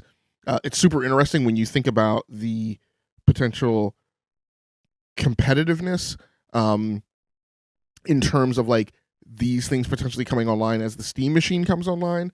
Again, if you get a gaming specific version of them, I'm super excited because I use, one of my principal machines is a Mac Mini M4. I'm very bullish on the Mac Mini form factor. I'm looking at potentially stepping up to a Mac Studio this year. I really like just how it makes your workflow better when you have less junk on your desk and you have this pretty powerful thing in the size of like a puck. And so, and then the Steam machine excites me because, again, it's a gaming capable like PC in that form factor. That I think moves the needle and steps above what current gaming mini PCs are, as well as like in terms of form factor and where they put their ports and all that kind of stuff. So it's a more engineered form factor and less of a there's things you have to do in hardware design when you're trying to make something accessible, for the faux DIY market. And I don't mean faux DIY, but like the market for people who like buy a COTS piece of hardware but want to be able to access it because they want to be able to put a new SSD in it, or put a new 2.5-inch SSD, put a new NVMe in it, add SODIMMs. So I think you can get more elegant designs. Obviously, when you go to a machined COTS appliance type product that isn't looking to provide that accessibility, that's why you can get a form factor like the Mac Mini M4 and the Mac Studio. So it'll be super interesting to see if these things come online. Next news story, Asus end-of-life's RTX 5070 Ti, but not really. I think this is about the walkback. So 3 times the charm. Asus has sent Hardware Unbox another statement about the GeForce RTX 5070 Ti and GeForce RTX 5060 Ti 16GB. This time, Asus says neither model is discontinued or end of life, and that sales will continue. So this is a 2-day snowball unravel of where, Asus and some other AIBs, I think, asserted that like these SKUs were going to be discontinued, that they were going to discontinue their SKUs, that they couldn't source the GPUs necessary for these SKUs. It's been all over the place on who said what here. And Asus is not unfamiliar with the whole back and forth and pointing fingers. They've done this with AMD when AMD has rolled out product where things have not worked well, as well as motherboard problems. So, here we go. This time Asus says neither model is discontinued or end of life, and that sales will continue. That directly conflicts with the earlier on-record wording Hardware Unbox said Asus provided, where the channel was told Asus models were end of life due to supply constraints. The new statement blames incomplete information from an Asus PR representative and points to memory supply limits as the reason cards look scarce in some regions. In other words, they confirm that their PR representative did in fact say these things, but it wasn't the full information, it seems. So look, here's my thing about all of this stuff. We excoriate people for leaks. Moore's law is dead. Gets tons of guff for his leaks. I've seen other content creators when I was hanging out on social media. I don't now. Who they get one thing wrong, and then people say you're unreliable. I remember when you said this one thing.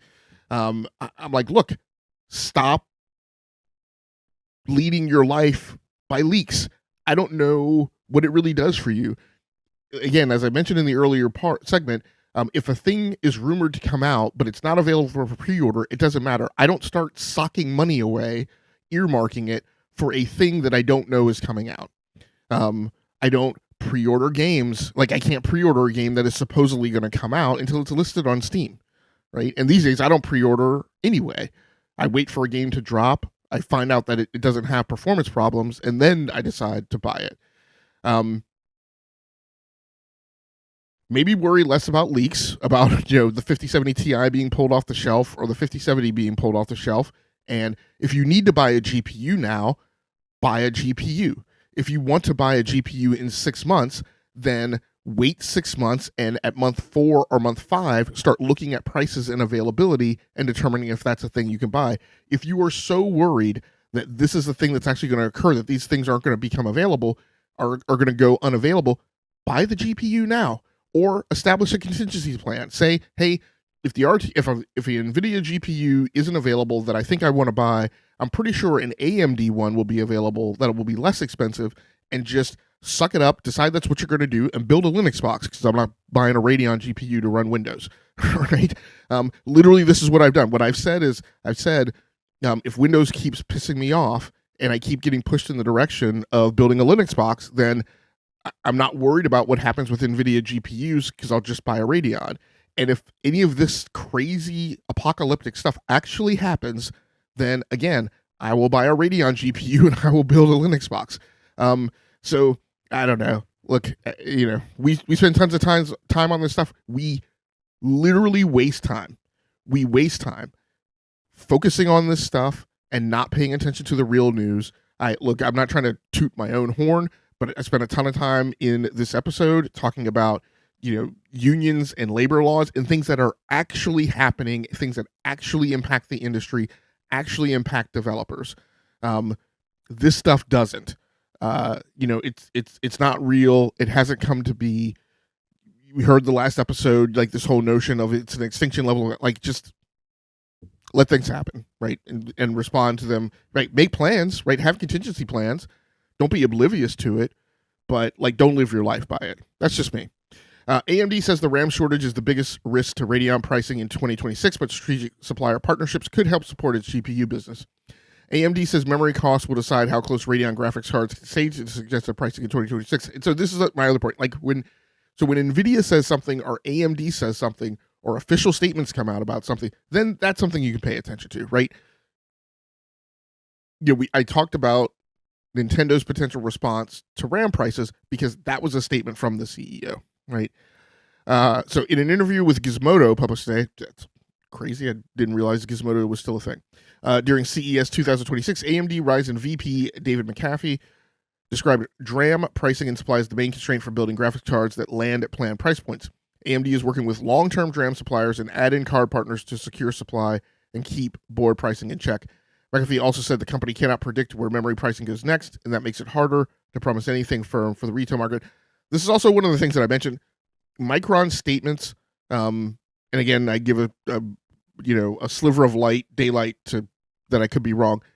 Micron's statements is that they're not doing Crucial, but as far as I know, they will still supply RAM to DIY kit vendors like Kingston, Corsair, etc. And so there isn't the extent of RAM shortage that I think some people have made things out to be. Again, not saying that things won't get bad, but saying, there are edges to back off of the notion that, the asteroid is descending from, Apophis or whatever is passing in close orbit to Earth, and we're, subject to an extinction level event. I thought this news story was interesting. Gigabyte is thinking about an Aorus handheld, but won't copy rivals. Aorus gaming handheld not planned yet, as Gigabyte looks for ways to stand apart. I think an ARS handheld will be super interesting. PC World interviewed Eddie Lin, Gigabyte CEO, during CES 2026. Eddie Lin said, many people ask when Gigabyte will enter handheld gaming. Eddie Lin also said, building a handheld is not that hard because many Chinese makers already do it. Eddie Lin pointed to the need for a base template and said the hard part is making something different. According to Eddie Lin, Gigabyte would not benefit from just another handheld product. Eddie Lin did not share what the differentiation would be. Eddie Lin also did not hint at a timeline. I don't know about everybody else. Here's my differentiator: performance. Right? Get a hold of an AMD part. Get a hold of an Intel. Like Panther Lake supposedly does really well. Get a hold of a part. Maybe first. Gorgon Point is out now, debuted during CES 2026, and so get a hold of those things. Engineer. Integrate them well, and make a highly performant, right, handheld and sell it for a good price. I don't really know that there needs to be a ton of innovation beyond that. NVIDIA reportedly cuts GPU supply to board partners by up to 20%. I don't know why I put this in here. I think I'm not going to go through this. I think I just pile on with this. I don't know that I'm going to be chasing my tail about every leak and doomsayer and all the stuff that's going on. Again, like even the thing about GeForce NVIDIA supposedly no longer supplying GPUs with RAM, right, as an integrated kit to AIBs. That's a rumor. That's and I think that's the one that even the person who posted it on like a board in Japan, and so it's subject also to interpretation and people getting that wrong, said that they weren't certain, maybe in Japan or China, I can't remember which, wasn't even certain that was real. That was just like something he had heard, right? So this was one that I wanted to follow up on because I talked about it in another news story. 007 First Light will need 16 gigabytes of RAM, not 32. IO Interactive has published revised PC system requirements for 007 First Light after fans spotted errors in the original chart that circulated earlier this month. If you remember, I talked about how the minimum NVIDIA SKU and the VRAM were out of sync because there was no SKU with that VRAM configuration for what they had identified. The studio says the earlier listing came from an internal mix-up that led to an older version being shared. IO Interactive also says more performance targets will be shared closer to launch. As I did last time, I'm not going to talk about the minimum requirements because I don't do that. Let's talk about the recommended. So now we're at Intel Core i5-13.5 or Ryzen 5 7600. I think that's what they said before. NVIDIA GeForce RTX 3060 Ti or 6700 XT. RAM 16 gigabytes instead of the 32 that was originally advertised, which obviously with the RAM pricing thing going on now. I talked about how 32 gigabyte kits were still, in my mind, affordable if you look across the last 30 years history. Not necessarily affordable, but we're not entirely out of whack with the super cycles of the RAM market if you look at the past 30-year history. The VRAM, though, which was listed before at, I think, 12 gigabytes, has now been stepped down to 8 gigabyte. So there are SKUs available in that configuration. But the key thing is that even for people on other SKUs and other generations, right, that 8 gigabyte VRAM being stepped down from 12 is pretty huge, right? Because there are 3000 series cards, even at XX70 series cards in TIs that were only 8 gigabytes, I think. So this is actually good to see that some of this has been backed off and looks like it's going to be more performant. So they claim this is from an internal mix-up. I actually wonder if this is because they've progressed with hardware optimization and they actually have some things working better now, and thought it would be good to put out a revision. Okay, I think we can skip this because I think we've talked about all the NVIDIA foolishness already. I wanted to mention this one too. Nintendo has been leaky. Maybe they need a plumber. New potential Nintendo Switch 2 model discovered on official website. Again, this is not a matter of reporting a rumor or my uncle works at Nintendo. This is a matter of something that a data miner actually discovered on the official Nintendo site. And I'll do this pretty quickly because I want to get this wrapped up. The portal, Blue Sky user dudesky.re confirmed to have discovered something interesting on Nintendo's account portal there's an unused model code under the name OSM. The Switch 2's model code is BEE. In addition, the portal has images for every Switch model, and requesting OSM returns the image of a Nintendo Switch 2, which is confirmed to be a random placeholder, as trying to get an image for any other combination of strings on the company's web service to generate icons returns an error message.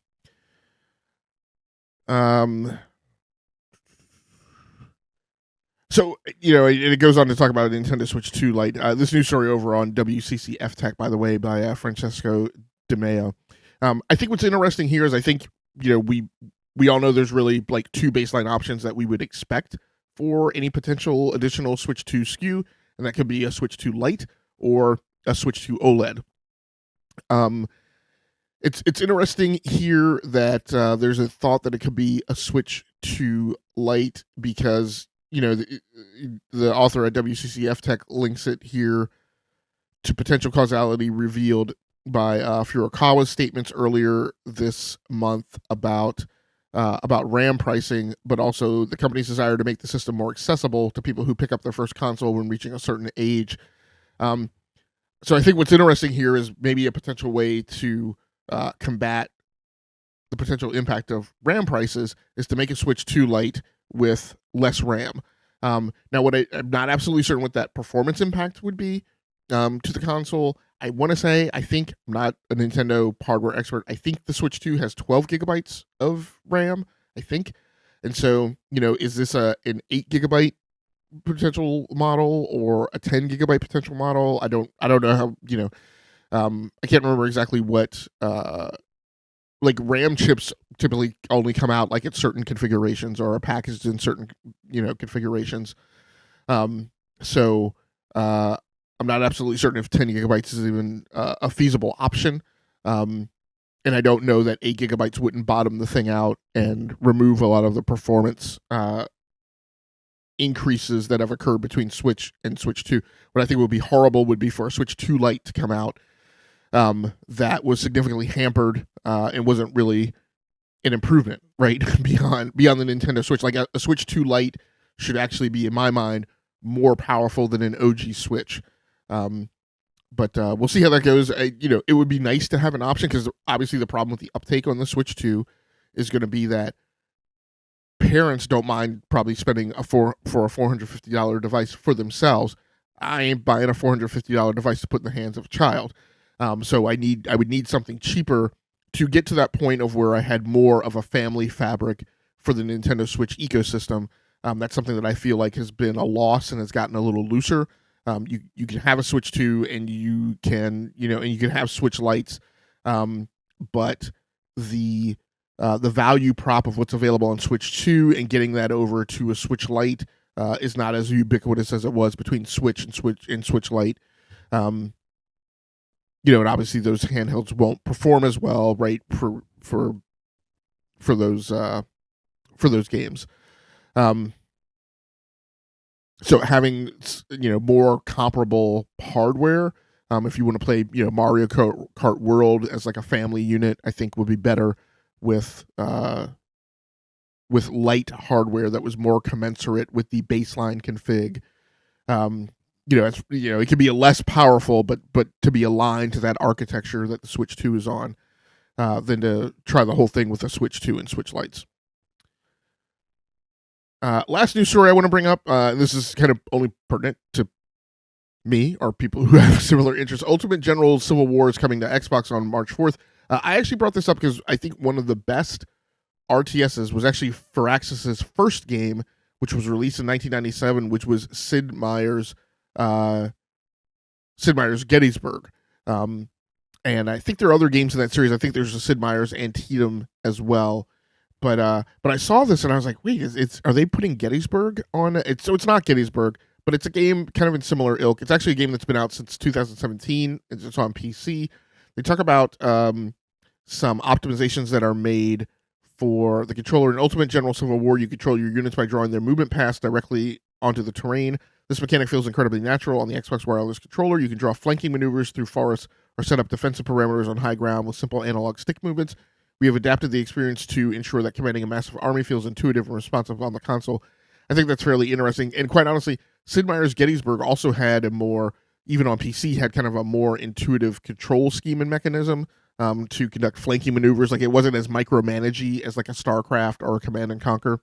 So I saw a lot of parallels to kind of the design summary of kind of what this game is going to be. So I think it's interesting. Obviously, right, the Xbox Series X has made some strides forward in kind of becoming more characterized and typecast as a strategy box, if that's something that you want. It's interesting, the emphasis here on controller, because obviously what should happen is that this should absolutely be a game that is keyboard compatible.